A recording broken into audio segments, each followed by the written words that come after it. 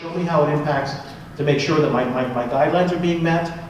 Show me that it actually will give me a better outcome based on the quality measures that I'm being measured on now. Show me that coverage and reimbursement will be there. And also put some skin in the game. Show me that you'll be successful only if I'm successful. Okay? So all of these things are now being driven off that initial evidence that I'm asking you to prove it to me. And then only with all of those things do you then have a treatment decision that's there. And remember, this is all entirely based on just what's happening within the healthcare system when we're talking about the professional healthcare system, right? So that's the value proposition there. Now all of a sudden, the consumer is getting involved too. And so all of this is wonderful, but now the consumer is also starting to get involved in the treatment. So a perfect example of this, and this is not a minor example, but if you guys have ever heard of, I don't know if you're familiar with robotic surgery, you may have seen billboards for it, you may have seen ads for it, okay? The guys that make robotic surgery, which is Intuitive Surgical, and by the way, each one of these machines costs about $1.8 million to put into each individual hospital as capital equipment, and then they cost an additional $300,000 to $400,000 for the consumables every given year. The way that they actually made it work is that they went to consumers and said, if you use robotic surgery, A, it'll be less painful, and B, you'll recover faster. And you as a consumer should go to hospitals that have robotic surgery. That's an example of all of these things had to be done, but now also the consumer is getting involved as well. And they are very, very effective in using various social media to make that case as well. So all of that then gets wrapped up into patient outcomes, which then get rattled back up again. So this is a very different world than what we're used to in the healthcare system. So what happens to life science companies, which are my clients, that constantly are dealing with these kinds of issues? First, it makes innovation a whole different type of animal. It's no more that you can have it in 6 different colors, and I'm going to showcase to you, this will be an incremental new benefit that I'm going to give you. That's not what innovation is about anymore. It's, how do you now make this work? Secondly, commercial model. I don't necessarily want a gigantic sales force going out and pitching to every single doctor that I can get to and basically make sure that they know about my product. I need to come and think about how do I sell to a bigger institution. Value articulation. How do I actually now demonstrate? How do I now prove it's there now? And I think there was a comment earlier, and I want to bring it up. It's a little aside here, just for my personal. I know there's been a tremendous interest, especially among California companies, about going to Europe to get a CE mark for medical devices in particular, because it's showcased as a much cheaper, more cost-effective way to get approvals than actually having gone to the FDA or the US to get approval. I agree with that, and I've got a lot of companies that do that. But there's one key thing that people don't realize when they talk about that. Just getting a CE mark in Europe doesn't mean that your product will get paid for or be reimbursed. An approval does not mean reimbursement in Europe, because a CE mark does not showcase that your product is effective or demonstrates value or anything else like that. A CE mark, and using a very simplistic term, basically you say that my product is going to weigh this much, will have these characteristics. You line it up, and a CE mark says, yep, your product weighs this much and has these characteristics. I agree with you. It does not say whether your product is actually beneficial to patient care in any way, shape, or form. And increasingly, where it is a valuable thing to go out and get an approval in Europe for a lot of companies, the problem they face in Europe is now they've got approval, how do I convince the German authorities, and how do I convince the UK authorities, and how do I convince the French authorities to actually use my product?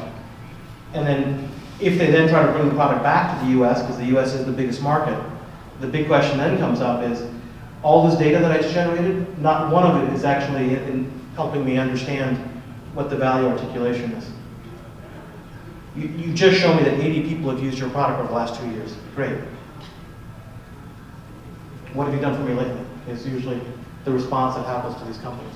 So this is sort of value articulation, contracting strategies. All of a sudden, it's not about dollars per widget, as much as a lot of the players in life sciences would like that. It's about, am I willing to do this? And then the last is... You know, back to that, our legacy accounting group, I have had to rely on probably 3 times just in the last 6 or 9 months with questions where I do have some of my clients that have started some ACO pilots, and they're starting to think through, if I'm not selling stuff anymore to a hospital, how am I going to get paid? Because how are we going to structure this, and how do I recognize revenue? Because I can't necessarily recognize revenue when I've shipped something to a hospital.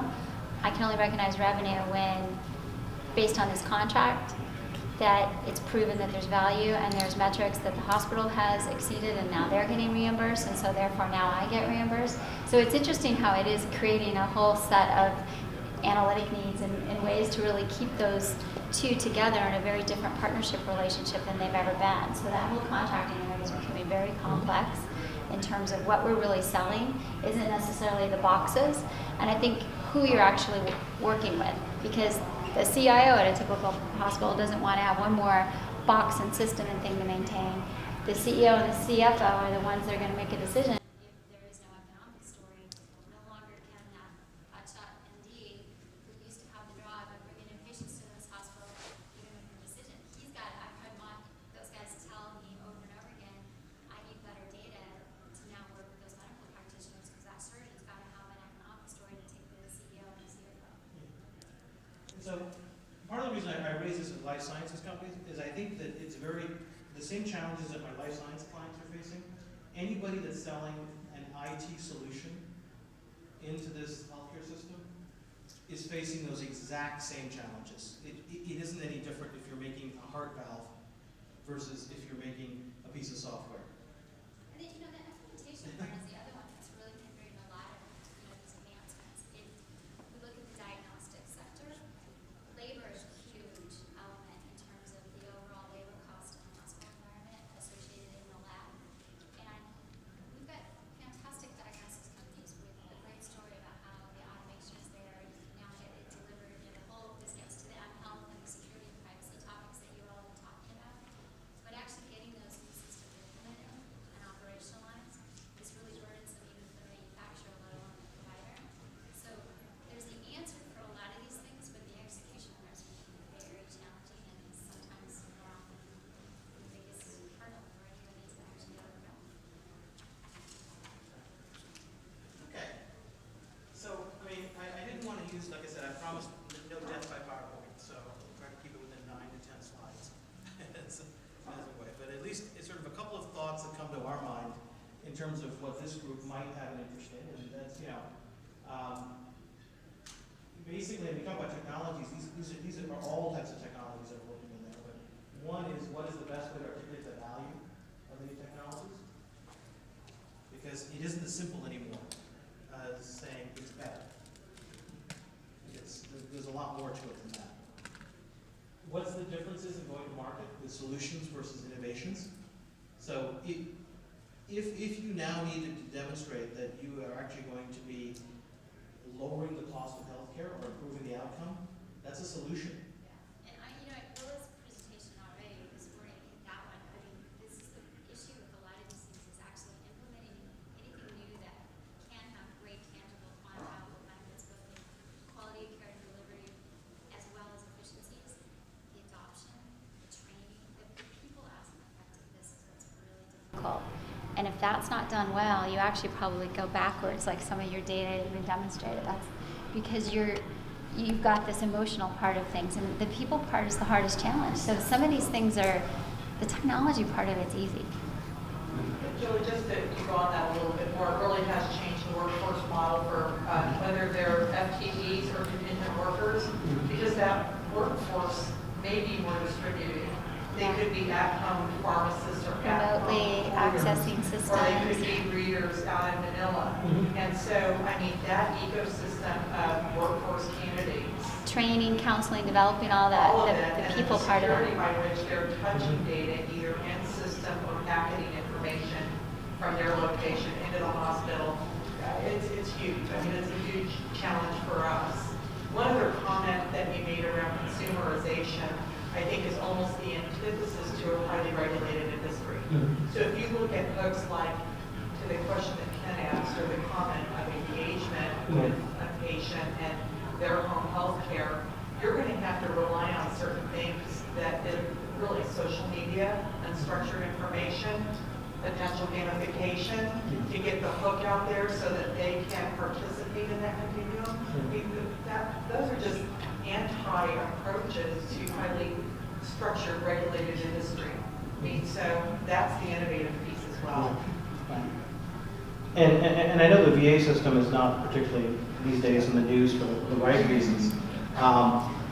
But one of the things that the VA system was particularly good at, and this is to your point around this kind of, how do you get these kind of things, is one of the things that they started out earlier was they started going back and doing patient satisfaction at various parts of the value chain delivery, not just an overall delivery. So one of the things that they pioneered was actually patient satisfaction just with the pharmacy, the outpatient pharmacy in a VA system. And how do they do it? Well, they're using social media to do that. And again, it starts to get to the point of, yes, you've got a very regulated industry. You can't be going out and saying willy-nilly things about drugs that are not true, or that it cures certain things that are not there.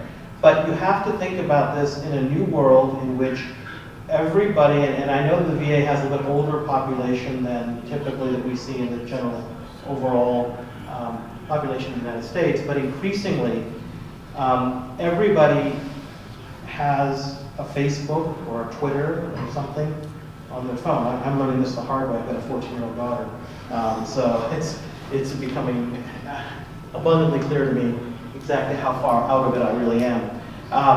But increasingly, your patient populations have the mechanisms that they're walking around with, that they are going to be interacting with other patients and other people, whether you like it or not, frankly.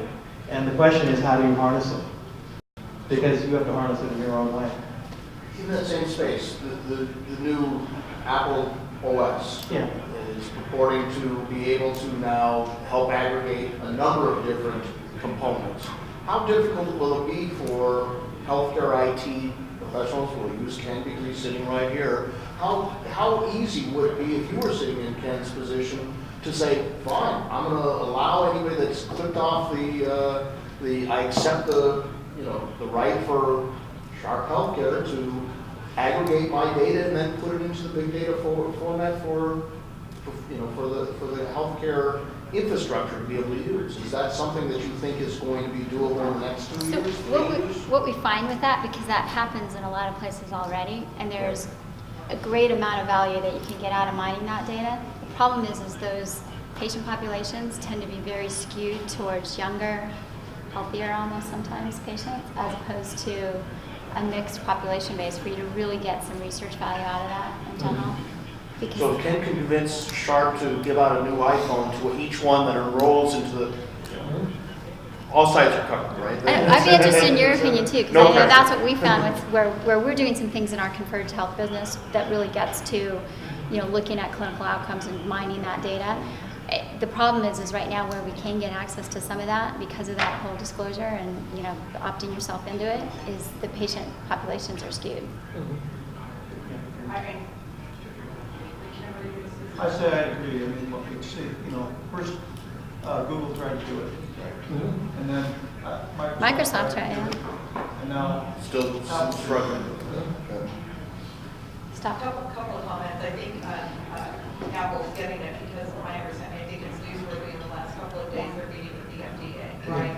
I think that's good because it puts, all of us kind of out to the perimeter and really having Apple go and talk to the FDA, I think is a brilliant move, but I think that's going to take a while. What I know, it will give you big data, insights, and analytics, but it won't get you is the ability, almost like the CE mark, to qualify products to market because that data is still, anyways, I think that's still a way out. Yeah. So I'll give you a real world example of something, and just to this point. that's there. And it's one that sort of addressed this idea of skewing of the folks that are there. One of the things that's really interesting is we did a little study a little while ago on the hearing aid market. And obviously in the hearing aid market, the population that uses hearing aids is not your 18 to 20-year-olds usually. They're skewed a little bit older. Earbuds here. Yeah, earpieces and such. But what was really interesting is that hearing aids are classified as a medical device, which means that they need to be approved. I mean, by the FDA. And what we've historically seen is that we're actually not seeing a market that's particularly robust in hearing aids. It grows as the population ages, but it's been sort of one of those single-digit kind of growth areas that we see. What was really interesting about this market is one of the most disruptive technologies that ever came out was something that did not actually call itself a hearing aid. It is an app that you can buy for your iPhone or for your Android phone. It costs you about $5 to buy it. And it's originally sold as a application used to help you take notes in the various, you set your iPhone down, you set it off as if you're in a lecture hall, and it helps you record it and then helps you taking notes. Well, lo and behold, what you can actually do with it is that because they've now captured the data off of the audio file, you can then manipulate the various frequencies around it, if you'd like, for your listening enjoyment and pleasure. And one way you can set it, it's almost like like on a synthesizer on this thing. Yes, you can set it up to make it, put a beat against it or whatever else you want to do with it. But you can also set it up to help you improve your hearing that comes in. And that's been an area where even we're starting to see the 60-year-olds buying this application. Now, is it approved as a hearing aid? Absolutely not. But is it, in essence, doing that functional equivalent of what a hearing aid does? Yes, it is, because you don't need to record something. It can process the information in real time with your earbuds on. And people, when we did some research on this, we asked the user why was it doing so well with the 60-year-olds as a group. It was because it was a lot less obtrusive than a hearing aid. Everybody out there has got their earbuds on these days. If you go outside and you go on to public transportation or any place, all the kids have their, and this was no different. For 60-year-olds, you got your earbuds in. It can be used almost, people think you're listening to music, but what you're really doing is improving your hearing. And it makes them feel a lot less like they're having to wear a hearing aid. And these are digital immigrants that are adopting this technology Yes. more versus the digital natives, our kids in our generation. So. Right. Yeah, so it's emerging in terms of that. So, and I agree with you, there's some issues around the FDA. They do not approve it as a hearing aid per se, but it is an example of mobility and sort of these kinds of technologies increasingly starting to play a role. All right. I mean, other questions? I mean, I think I've got a few. Hopefully, I'm keeping you on time. One quick question back to the point about the CE mark versus the FDA mark. So there's also the overall economic difference also was the efficacy component of the FDA review. And so about 2 or 3 weeks ago, I actually heard Bob Mann from Mankind, truly vehemently at odds of, it's costing me $1 billion to go through FDA approval. And first of all, I mean, I can't comprehend how that, can possibly be that much. But secondarily, do you think that this shift of outcome may change the FDA's view of how they review products and or services? It already is. So, and what I mean by that is, and we're not seeing it necessarily in everything, but we're starting to see a lot of what we call expedited review. So, and so I'm going to use a biotech example right now, then I'm going to turn it over to a medical device in a second. This is an equivalent of that. The expedited review means that if you're working in an area in which there are relatively few options available for patients, the FDA is approving drugs without having to go through the entire regulatory approval process. If you can start demonstrating some data that shows that you're getting actual improvements. So an example of this that's coming out right now, that's in the news quite a bit, are hepatitis C drugs out there. Hepatitis C is something that about 25% of us have, that we don't know we have already. And the problem is that, right, that the ultimate, what ends up happening is people get older, hepatitis C comes out, and then after that you need a liver transplant in order to actually deal with it.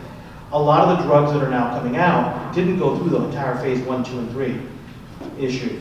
They only went to phase 2 and they were given expedited approval, which meant that they're able to get onto the market and actually start getting sales. And why it costs $85,000. Exactly. And so there's some other issues around this that we can get into as well, but that's that. Now there's an equivalent procedure that's part of the medical device world as well, where you can actually come in with medical devices that treat conditions that are extremely life-threatening or don't have a lot of good things down.